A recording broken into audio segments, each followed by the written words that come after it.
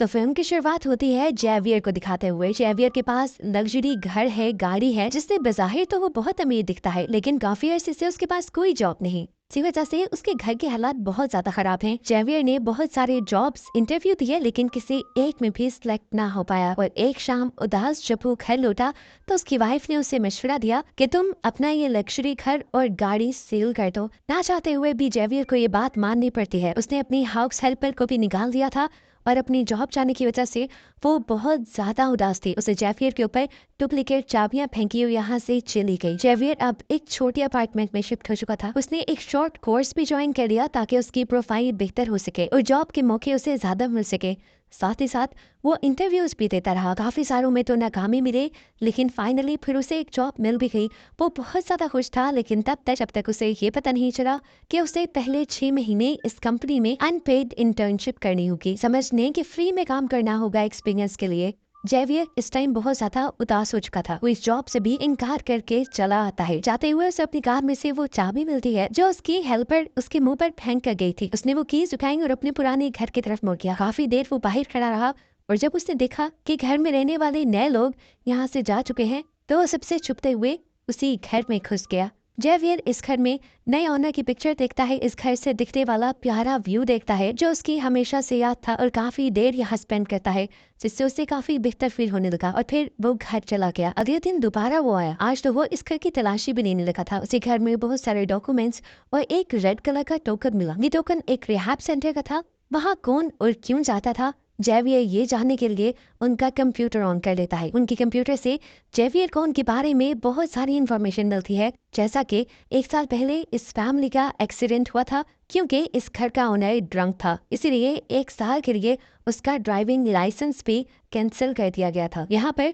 उसे ऑनर के पूरे दिन का शेड्यूल भी पता चल जाता है और जेवियर ये भी जान जाता है कि नया ऑनर अगले दिन 3 बजे अपने रिहैब जाने वाला था। अगले दिन जेवियर भी उस रिहैब सेंटर पहुंच जाता है जहां सब लोग नशे की लत छोड़ने के लिए जाते हैं। यहाँ पर वो ऑनर भी आया हुआ था। जेवियर को यहाँ पहली मर्तबा देखकर उससे भी यहाँ के लोग सवाल करने लगे तो जेवियर ने अपनी कहानी बनाना शुरू की। उसने बताया कि वो अल्कोहलिक है, यानी बहुत ज्यादा शराब पीता है, जिसकी वजह से उसकी वाइफ और बेटी यानी उसकी फैमिली भी उससे काफी दूर हो गई है। उसकी कहानी बहुत ज्यादा उसके घर के नए ऑनर से मैच कर रही थी, इसलिए फौरन उसने जेवियर को नोटिस करना शुरू कर दिया और यही तो असल में जेवियर का प्लान था। जल्द ही इन दोनों में बातचीत होकर अच्छी दोस्ती बन जाती है। इस लड़के का नाम हमें टॉमस पता चलता है। अगले दिन जेवियर दोबारा टॉमस के घर जाता है, उसका कंप्यूटर ऑन करता है और उसके शेड्यूल में बहुत सारे चेंजेस कर देता है। अब क्योंकि ये शेड्यूल उसके मोबाइल से भी इंटरलिंक था तो उसके मोबाइल वाला शेड्यूल भी चेंज हो गया। टॉमस का कैलेंडर चेंज होने की वजह से वो अपनी बेटी को स्कूल से लेने बहुत लेट पहुंचता है और ऐसे उसकी वाइफ और बेटी यानी उसकी फैमिली उससे बहुत नाराज होती है। इस दिन की वजह से टॉमस बहुत ज्यादा उदास हो चुका था। वो बहुत ज्यादा एफर्ट कर रहा था अपनी फैमिली को ठीक करने की। अगले दिन भी वो रिहैब क्लासेस में जाता है और यहाँ पर दोबारा उसकी मुलाकात जेवियर से होती है। ग्रुप डिस्कशन के बाद ये लोग दोबारा कॉफी शॉप में आ जाते हैं जहाँ पर टॉमस हैवियर से काफी सारी बातें शेयर करता है अपनी फैमिली के बारे में, पर अपनी फैमिली की पिक्चर भी दिखाता है और जेवियर को भी कहता है कि तुम भी अपनी फैमिली की पिक्चर दिखाओ। तो जेवियर कहता है अभी तो मेरे पास पिक्चर नहीं, लेकिन कल को मैं जरूर दिखाऊंगा। इनकी दोस्ती इतनी बढ़ जाती है कि टॉमस हैवियर को अपने घर बुला लेता है। जेवियर को इस पॉइंट पे ऐसी खुशी होती है जैसे उसका कोई मिशन कंप्लीट हो गया हो। अगले दिन वो अपने पुराने घर यानी टॉमस के घर बुकी लेकर पहुंच जाता है। यहाँ पर अब उसे अपना पुराना माली मिल जाता है जो उससे पूछता है आप किससे मिलने आए हैं। वो नहीं चाहता था कि किसी को पता चले वो टॉमस से मिलता है, इसलिए उसने कहा अभी भी मेरे कुछ डॉक्यूमेंट्स मेरे पुराने एड्रेस पे आते हैं, मैं बस वही पिक करने आया हूँ। फिर अब्बू घर के अंदर आ जाता है। टॉमस उसका अच्छा वेलकम कहता है और अभी तक टॉमस की बात नहीं जानता कि पहले ये घर जेवियर का ही हुआ करता था। जेवियर इन लोगों के साथ काफी बातें करता है, डिनर करता है और चला जाता है। अगले दिन टॉमस जब ऑफिस के लिए निकल रहा था तो उसके माली ने आकर उससे पूछा क्या कल यहाँ के पुराने ओनर अपने कुछ बिल्स लेने के लिए आए थे। टॉमस ने कहा नहीं, ऐसा तो कुछ नहीं हुआ। अब माली तो टॉमस से सॉरी करके साइड पे हो जाता है, लेकिन वो समझ गया था कि जरूर जेवियर के माइंड में कुछ चल रहा है। वो कल टॉमस से ही मिलने आया था, लेकिन वो इस बारे में शायद किसी को बताना नहीं चाह रहा। इसी दिन दिखाया जाता है कि जेवियर अपनी कार का जानबूझकर एक्सीडेंट कर देता है और फिर जल्दी से कॉल करके टॉमस को अपनी मदद के लिए बुलाता है। इस टाइम जेवियर के हाथ में एक शराब की बोतल थी जिसे देखकर टॉमस को लगा कि उसने ड्रंक होकर ये एक्सीडेंट किया है। जब टॉमस ने जेवियर के हाथ से वो बोतल ली तो कुछ कतरे टॉमस के ऊपर भी गिर गए।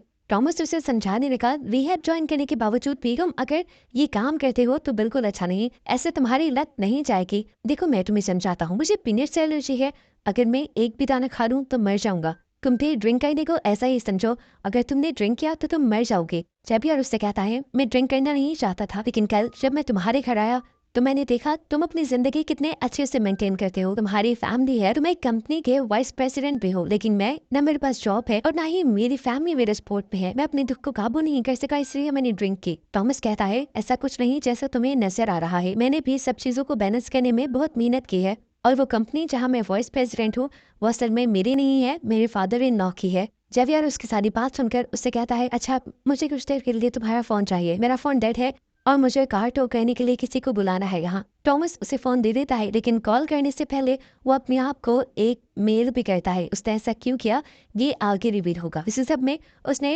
टॉमस से प्रॉमिस भी नहीं लिया था कि तुम घर जाकर अपनी वाइफ को इस बारे में कुछ ना बताना, वो पता नहीं मेरे बारे में क्या सोचेंगे। टॉमस ने उसकी ये भी बात मान ली। अब वो जब घर गया तो उसकी वाइफ को उसके कपड़ों से अल्कोहल की स्मेल आ गई। वो भड़क गई, उसे लगा कि टॉमस सीरियस नहीं है उनकी फैमिली को लेकर।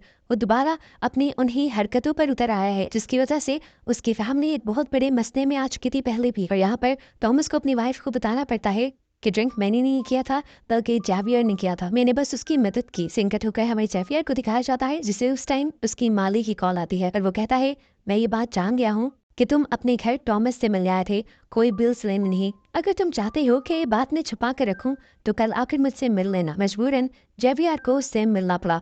माली ने उसे कहा, मैं जानता हूँ टॉमस को लेकर तुम्हारे इरादे अच्छे नहीं, अगर तुम चाहते हो कि मैं तुम्हारे बारे में पुलिस को ना बताऊं तो तुम मेरे लिए भी काम करो, तुम टॉमस की बेटी के कपड़े मुझे ला कर देना। ये सुनकर जेवियर को बहुत गुस्सा आया कि कितना नीच आदमी था ये, लेकिन अभी उसे अपना प्लान भी खराब नहीं करना था, इसलिए वो मान गया। मजबूरी में जेवियर माली के काम से टॉमस के घर जाता है उस वक्त जब उसके घर पे कोई नहीं होता। अभी उसने अपना काम मुकम्मल नहीं किया था कि टॉमस की वाइफ घर वापस आ गई। वो बुरी तरह घबरा गया। मजे की बात कि टॉमस की वाइफ इस टाइम जेवियर को ही कॉल करने वाली थी, उसे कुछ कहना चाहती थी वो। उसने जैसे ही कॉल मिलाई तो यहाँ पर जेवियर का फोन बज गया, जिसकी आवाज उसने सुनी भी, लेकिन फिर अपने दिल का वहम समझकर वो अपना काम करके यहाँ से चली गई और फाइनली जेवियर बच गया। थोड़ी देर बाद हम देखते हैं कि जेवियर और टॉमस की वाइफ दोनों एक रेस्टोरेंट में मिले हैं, जहाँ पर टॉमस की वाइफ उससे कहती है कि मैं नहीं चाहती तुम टॉमस से मिलो, मैं नहीं चाहती कि पहले की तरह हम किसी बहुत बड़ी मुसीबत में आए। पहले भी उसकी अल्कोहल वाली आदत की वजह से हमारा बहुत बुरा एक्सीडेंट हुआ, उसमें तो हमारी जान बच गई, लेकिन अब मैं नहीं चाहती कि तुम्हारे साथ रहकर टॉमस को दोबारा अल्कोहल की आदत हो। यहाँ पर जेवियर उसके साथ भी खेल खेल जाता है और बताता है कि ड्रिंक मैंने नहीं की थी बल्कि खुद टॉमस ने की थी। वो उसे टॉमस का एक मेल भी दिखाता है जिसमें लिखा था, जल्दी से यहाँ आओ, मैं मुसीबत में फंस गया हूँ। ये असल में वही मेल है जो जेवियर ने टॉमस का फोन लेके अपने फोन पे उसी टाइम कर ली थी, यानी ये सारा प्लान उसने पहले से ही सोच रखा था। अब घर पे हम देखते हैं कि टॉमस की वाइफ और टॉमस के दरमियान में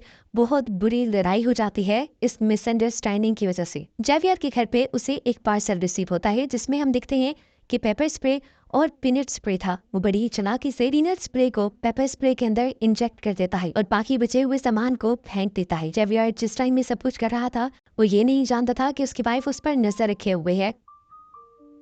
वो अब ये लेकर टॉमस की वाइफ के पास आना चाहता था, लेकिन उसे शक हो गया कि उसकी वाइफ उसका पीछा करने लगी है, इसीलिए वो अपने कोर्स सेंटर चला गया। जेवियर की वाइफ ने जब उसे क्लास में बैठा देखा तो वो रिलैक्स होकर यहाँ से चली गई। इसके बाद जेवियर गार्डनियर से मिलने के लिए आता है। वो उसे टॉमस की बेटी के कपड़े दे देता है, लेकिन अब उसकी डिमांड और ज्यादा बढ़ गई थी। वो जेवियर से कहता है, तुम अब ये कैमरा टॉमस की बेटी के कमरे में लगा थे ना। जेवियर को लगा कि ये उसके लिए अब खतरा बनता जा रहा है, इसलिए बड़ी ही जहानत से उसने माली को कुछ इस तरह से मारा कि हर किसी को उस माली की मौत एक हादसा लगी और जेवियर बिल्कुल नहीं फंसा। इसके बाद वो जाता है टॉमस के ऑफिस।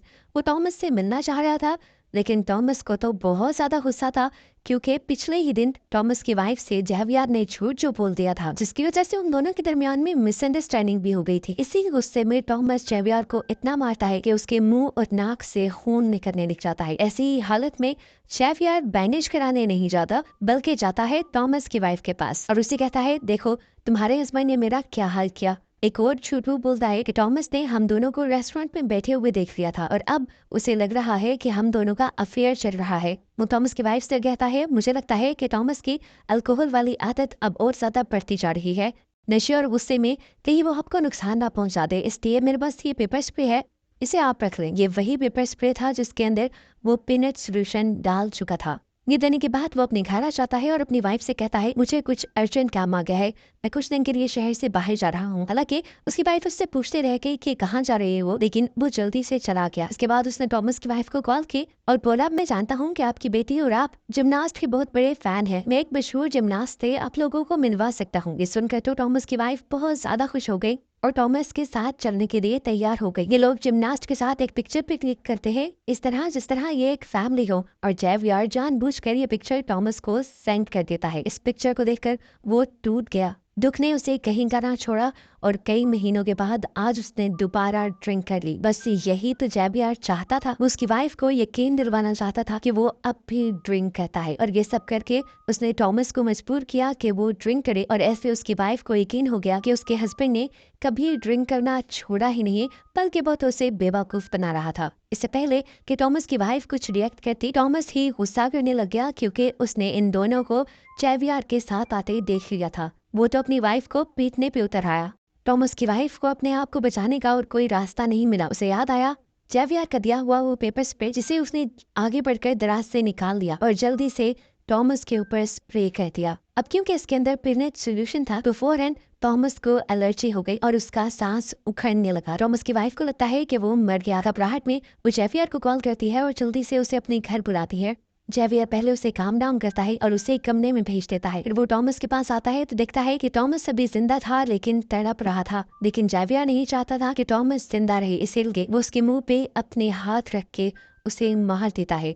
वो पहले से ही ग्लव्स पहने हुए था, मतलब वो टॉमस को मारने के ही इरादे से आया था। और फिर टॉमस आखिर मर जाता है। अब सीन यहीं से कट होकर हमें कई माह बाद का सीन दिखाया जाता है। हमें पता चलता है कि जिस कंपनी का वाइस प्रेसिडेंट पहले टॉमस था, अब उसी कंपनी में वही पोस्ट जेवियर ले चुका है, क्योंकि उसने टॉमस की वाइफ से शादी कर ली थी। टॉमस को मारकर उसने टॉमस की जगह घर सब कुछ ले लिया, यहाँ तक कि उसकी फैमिली भी, और अपनी लाइफ सेट कर ली। हम देखते हैं कि यहाँ पर जेवियर से उसकी वाइफ मिलने के लिए आती है, जिसे अब वो डाइवोर्स दे चुका था। वो उसे कहती है, मैं जानती हूँ कि टॉमस को तुमने ही मारा है, क्योंकि तुमने पेपर स्प्रे में जब वो पीनट सोल्यूशन मिलाया था तो मैंने तुम्हें देख लिया था। मैं चाहूँ तो अभी भी जाकर पुलिस को ये बयान दे सकती हूँ। उसकी ब्लैकमेलिंग में जेवियर नहीं आता और उससे कहता है, तुम जो चाहो कर लो। अगर तुम चाहती हो अपने बेटे का ब्राइट फ्यूचर तो तुम ऐसा नहीं करोगी, क्योंकि मैं तुम्हें पैसा देना बंद कर दूंगा।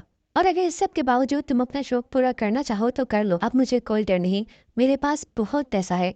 मैं कोई भी बड़े से बड़ा लॉयर करके ये केस जीत जाऊंगा और तुम्हारे हाथ कुछ नहीं आएगा। इसके बाद जेवियर की एक्स वाइफ वहां से चली जाती है और जेवियर अब अपने पुराने घर आता है, जिसे वो पहले बेच चुका था, लेकिन ये घर अब दोबारा उसी का हो चुका था। वहाँ वो टॉमस की वाइफ और बेटी को प्यार करता है, जो कि अब उसकी वाइफ और बेटी है। जेवियर इन दोनों के साथ खुश है, उसकी लाइफ अब सेट है, और बस यही दिखाते हुए ये मूवी यहाँ खत्म हो जाती है।